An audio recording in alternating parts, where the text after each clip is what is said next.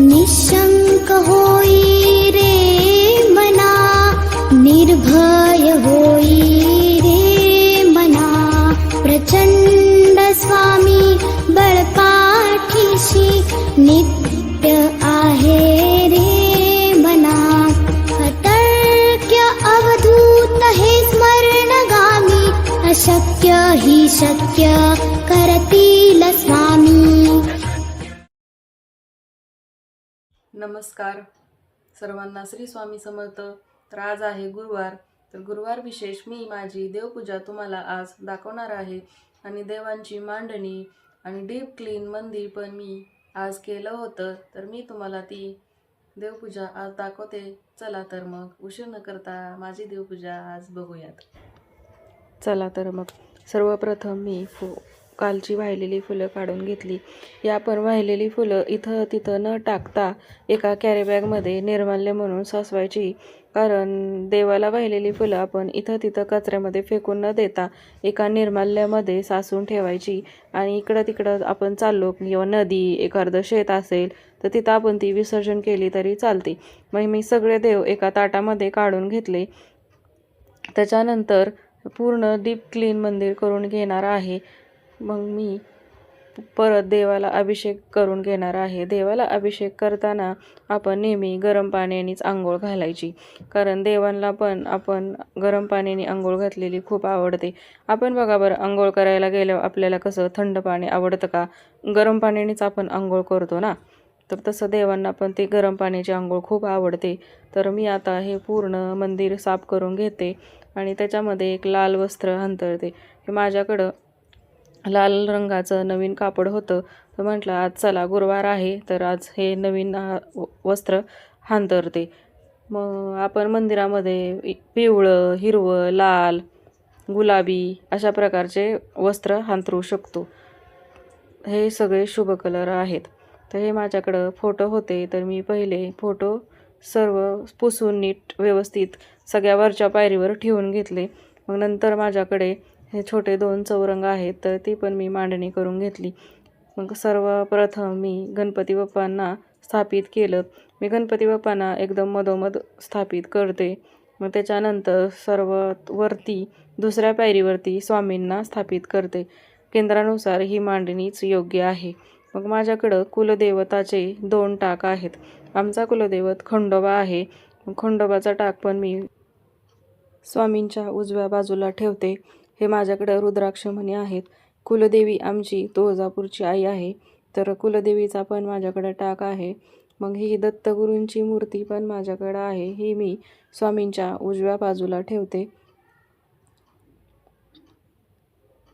तर बघा अशा प्रकारे एक एक मी देवांची मांडणी करते. ही माझ्याकडं विठ्ठल रुक्माईची मूर्ती आहे.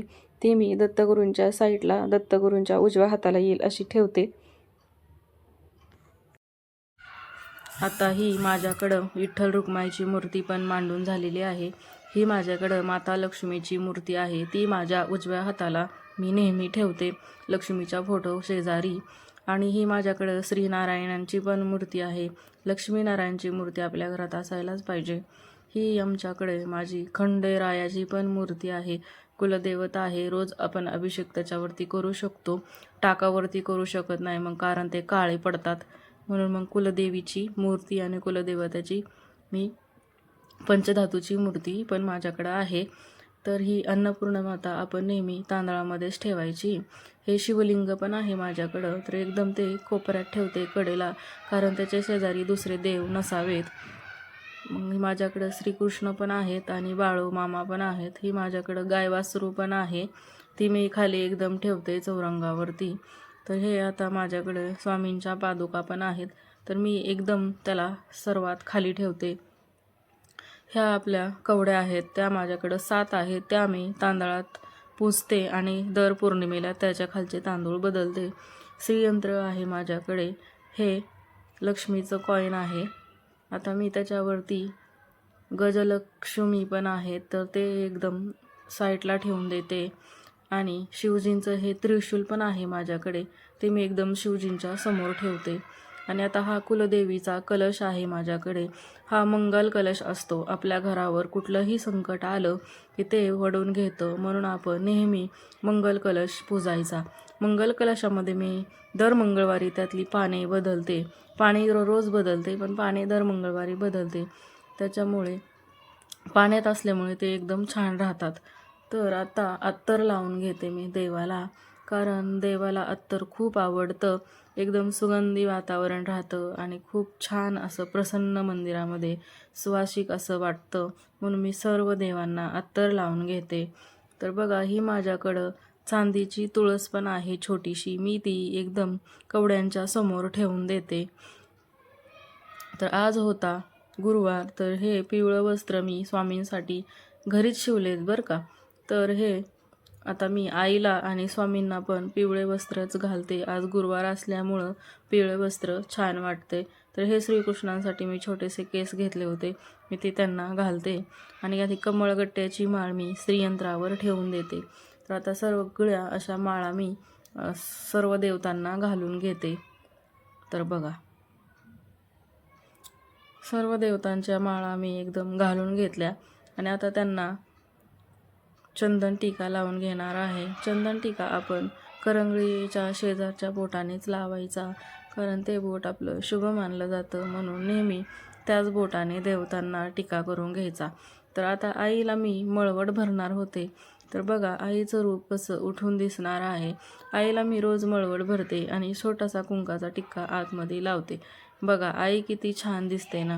आता ती माझ्याकडे कवड्याची माळ नाही आहे छोटीशी, मी ती मागवली आहे. आल्यानंतर मी तुम्हाला ती नक्की दाखवेल. तर अशा प्रकारे मी सर्व देवतांना टिक्का करून घेतला. पुरुष देवतांना आपण नेहमी अष्टगंध लावायचा आणि स्त्री देवतांना आपण नेहमी कुंकू लावायचं. तर हे बघा, स्वामींसाठी मी हे छोटेसे असे छोटे छोटे पिवळ्या म्हणजे वेगवेगळ्या कलरचे फेटे मागवले होते. तर मी आता असं मस्तपैकी त्यांचा शृंगार करून घेतला. आणि हे गजरे मी काल सिटीत गेले होते दगडूशेठला, तिथं मला हे गजरे मिळाले. आम्ही जिथं राहतो त्या ठिकाणी गजरे मिळत नाहीत, असं सिटीत वगैरे गेलं तरच गजरे भेटतात. मग मी काल गेले होते तर मला छान भेटले फुलं आणि गजरे, तर ती मी घेऊन आले. आणि बघा, आता एकदम फुलं वाहिल्यावर आपण देवांना किती सुंदर असं रूप आलंय ना, तर त्यांच्याकडे असं बघतच राहावंसं वाटते. तर अशा प्रकारे मी सर्व देवांना फुले वाहून घेतली. मी अजून मला बोलायचा प्रयत्न करते, नवीन आहे मी, माझ्याकडून जरासे शब्द चुकत आहेत तर समजून घ्या. तर हा आहे शंख. हा माझ्याकडं विष्णू शंख आहे. हा आपण शंखनाद केलाच पाहिजे आरती झाल्यावरती. आपल्या घरातले सगळी निगेटिव्हिटी निघून जाते. आपण हा शंख आरती झाल्यावरती वाजवायचा. आता धूप अगरबत्ती झाली आणि अशा प्रकारे माझी देवपूजा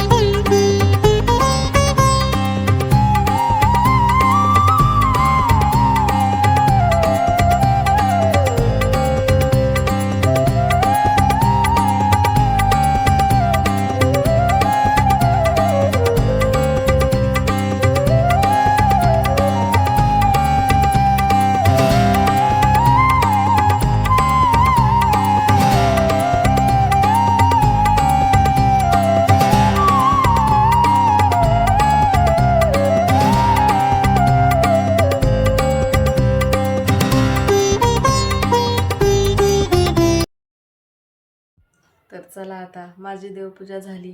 तुम्हाला कशी माझी देवपूजा वाटली मला नक्की सांगा. आणि आता माझ्या थोड्याशा सेवा राहिल्या आहेत ते पण मी तुम्हाला सांगते. तर आता आज होता गुरुवार, त्याच्यामुळे मग मी कुठल्याही सेवेची सुरुवात स्वामी स्तवांनी करते. तर हे आहे नित्य पुस्तक. तर ह्याच्यामध्ये स्वामी स्तवन आहे ते मी एक वेळा पठण करते. आणि त्याच्यानंतर श्री स्वामी चरित्र सारामृत हे पुस्तक आहे. तर हे पूर्ण मी 1 ते 21 अध्याय वाचते एका बैठकीमध्ये. कोणी कोणी ह्याची सेवा रोज 3 अध्यायाने पण नित्यसेवा म्हणून करते, तर मी तसं करत नाही. दर गुरुवारीच एक पाठ पूर्ण करते. माझ्याकडं नित्यसेवेसाठी हे एक छोटंसं पुस्तक आहे. मी हे अक्कलकोटला गेले होते त्यावेळेस हे मला तिथं भेटलं होतं. तर ह्याच्यामध्ये पूर्ण स्वामींचं जीवन आहे शॉर्टकटमध्ये. तर म्हणून मी हे नित्य पुस्तक रोज देवपूजा झाली की एकदा वाचते आणि नंतर एक माळ जप पण स्वामींचा करते. श्री स्वामी समर्थ, श्री स्वामी समर्थ असं हे 108 मण्यांची माळ आहे, ती मी रोज एक वेळा जप करते. तर तुम्हाला माझी देवपूजा कशी वाटली हे मला तुम्ही नक्की कमेंट करून सांगा. तर चला, आपली अशी आजची देवपूजा झाली आहे. तर आपण स्वामींकडे रोज प्रार्थना करायची. आपण रोजचं जीवन जगतो, आपल्याकडून काही ना काही चुका होतच असतात. नकळत का होईना आपल्याकडून चुका होतात, म्हणून आपण स्वामींची क्षमा प्रार्थना करायची आहे. तर स्वामींची क्षमा प्रार्थना आपण अशी करायची आहे. व्यवहारी मी जगतो जीवन, अनेक पापे घडती हातून, तव नामाचे होते विश्रम, क्षमा याची असावी. सद्गुरुराया कृपा करावी, तुमची सेवा नित्य घडावी. ऐसी बुद्धी मजला द्यावी, पापे सर्व पळावी. सुखाचे व्हावे जीवन, अशी प्रार्थना आपण स्वामींकडं करायची आहे. तर मी माझी रोजची सेवा करून घेतली. पहिलं मी स्वामी स्तवन वाचून घेतलं. त्यानंतर स्वामी चरित्र सारामृतामधले 1 ते 21 अध्याय मी वाचून घेतले. त्यानंतर एक माळ जप केली आणि अशी आपली ही संध्याकाळची दिवाबत्ती पण झाली आहे. मी गुरुवारनिमित्त हे उंबरा लेपन केलं होतं. तर उंबरामध्ये आपण बघा कसं हे हळदीचं लेपन केलं आहे. धूप, अगरबत्ती, दिवे हे कसं सुंदर असं प्रसन्न वातावरण वाटत आहे ना. तर ही अशी माझी ही दिवसाची सुरुवात आणि रात्री पण असंच सुरुवात असते. तर माझा व्हिडिओ तुम्हाला कसा वाटला, माझी देवपूजा तुम्हाला कशी वाटली हे तुम्ही मला नक्की कमेंट करून सांगा. आणि व्हिडिओला लाईक करा, शेअर करा, सबस्क्राईब करा. भेटू नेक्स्ट व्हिडिओमध्ये. बाय. सर्वांना श्री स्वामी समर्थ.